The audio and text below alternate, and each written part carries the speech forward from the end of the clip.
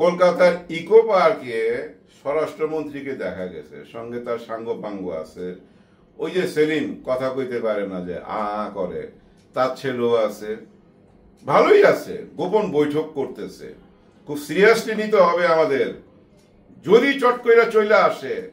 এটা কিন্তু ফাও কথা বলে নাই, 4 বারের প্রধানমন্ত্রী ফালতু কথা বলবে একদম না, চট কইরা চলে আসতে পারে।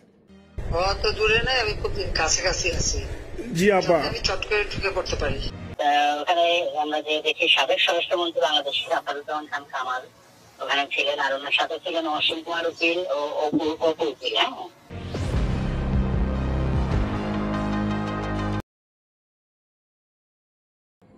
আসসালামু আলাইকুম।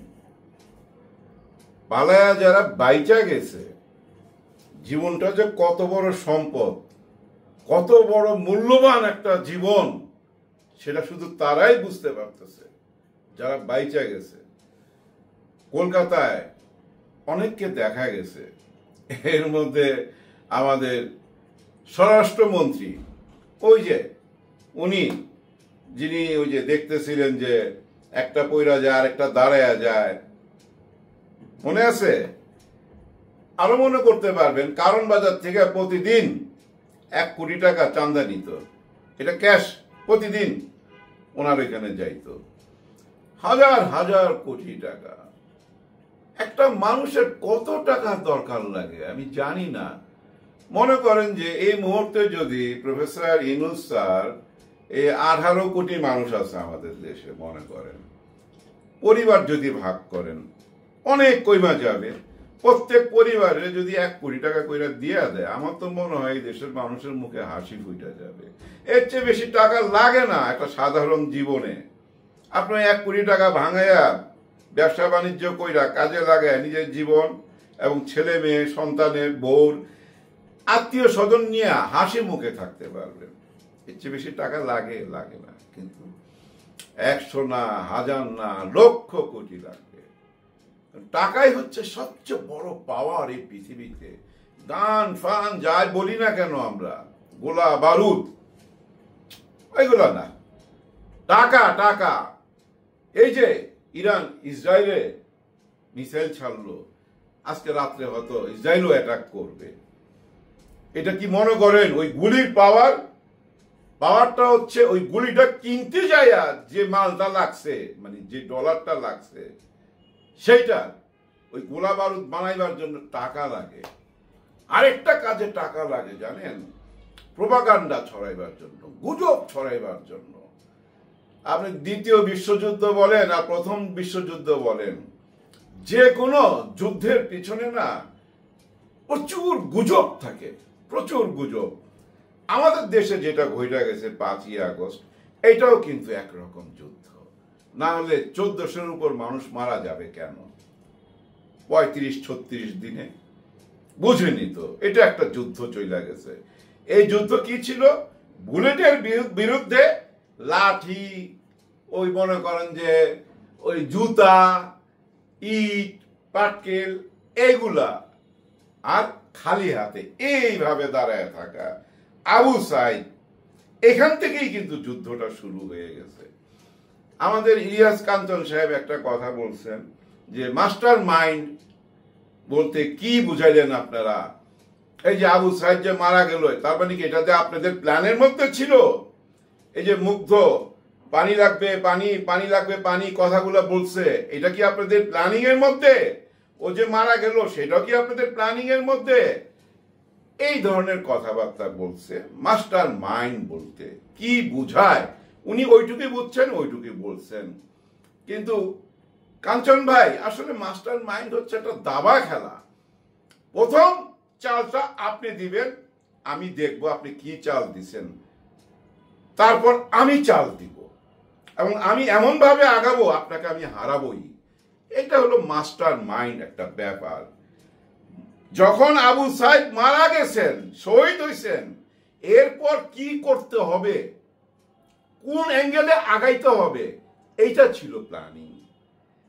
যেমন প্রধানমন্ত্রী যখন বলল রাজাকারের নাতি পুতিরা কি ওই চাকরি পাবে, যদি মুক্তিযোদ্ধা না পায়, তারপরে কি সংলাপ বলতে হবে, তুমি কে আমি কে, রাজাকার রাজাকার, কে বলেছে স্বৈরাচার স্বৈরাচার, এই যে লেখছে সংলাপটা, এই যে স্লোগানটা, এইটা হলো প্ল্যানিং। মানে উনি কি বললেন তারপর আমি কি বলবো।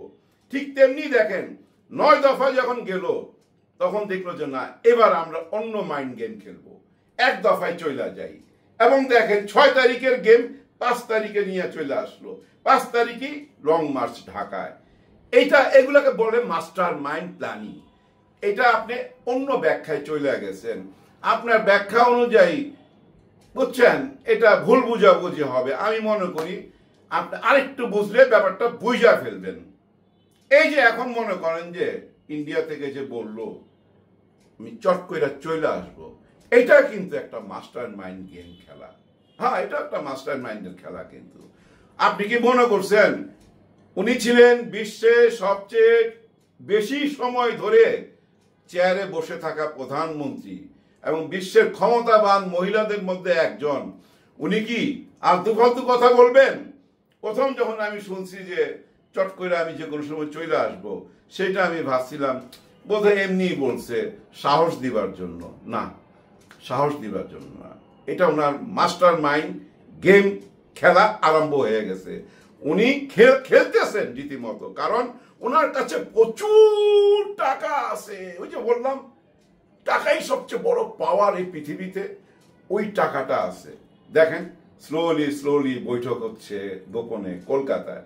হয়তো উনি আসতেছেন না, আবার এমনও হইতে পারে উনি গোপনে বৈঠক করে আবার চলে গেছেন দিল্লি, অথবা বর্ডারের আশেপাশে কোথাও সুন্দর একটা পরিবেশে সময় কাটাচ্ছেন। ওনারা ইকো পার্কের মধ্যে গেছিলেন। এই যে আমাদের স্বরাষ্ট্রমন্ত্রী, সাথে ছিল আমাদের ওই যে পুরান ঢাকার এমপি, যে কথা কইতে পারে না, ইশারা করে। আবার ওই যে মেয়ে লোক নাচে চারিদিকে, দেখবেন চারিদিকে খালি ঘুরা তাকায়, পাকিস্তানি গান, আঞ্জুমান ছবির গান। ওনার ছেলে আছে, এরকম অনেকও আছে, হয়তো কাদের সাহেবও থাকতে পারে। ওনাদের গোপন বৈঠক চলতেছে, আর ওই বৈঠকেরই কথা আমার মনে হয় চট করে ঢুকা যাবো।